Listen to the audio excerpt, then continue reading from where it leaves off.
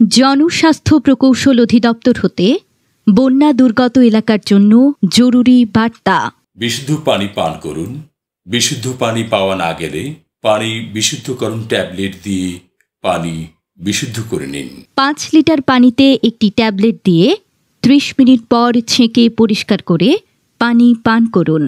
জনস্বাস্থ্য প্রকৌশল অধিদপ্তর উপজেলা অফিস হতে বিনামূল্যে পানি বিশুদ্ধকরণ ট্যাবলেট পাওয়া যায়। বাড়ির আঙিনা, লেট্রিন এবং নলকূপের আশেপাশে ব্লিচিং পাউডার মিশ্রিত পানি ছিটিয়ে দিন।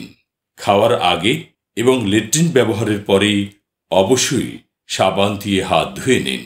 বন্যার পানিতে নলকূপের মুখ দিয়ে পানি ঢুকলে অথবা সম্পূর্ণ ডুবে গেলে নলকূপটি জীবাণুমুক্ত করার পর পানি পান করুন।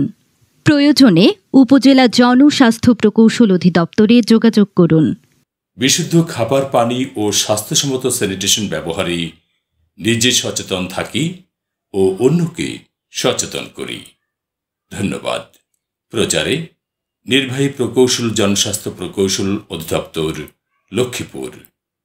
জনস্বাস্থ্য প্রকৌশল অধিদপ্তর হতে বন্যা দুর্গত এলাকার জন্য জরুরি বার্তা। বিশুদ্ধ পানি পান করুন।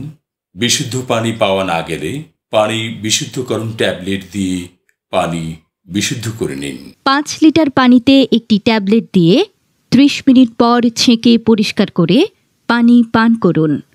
জনস্বাস্থ্য প্রকৌশল অধিদপ্তর উপজেলা অফিস হতে বিনামূল্যে পানি বিশুদ্ধকরণ ট্যাবলেট পাওয়া যায়। বাড়ির আঙিনা, লেট্রিন এবং নলকূপের আশেপাশে ব্লিচিং পাউডার মিশ্রিত পানি ছিটিয়ে দিন। খাওয়ার আগে এবং লেট্রিন ব্যবহারের পরে অবশ্যই সাবান দিয়ে হাত ধুয়ে নিন।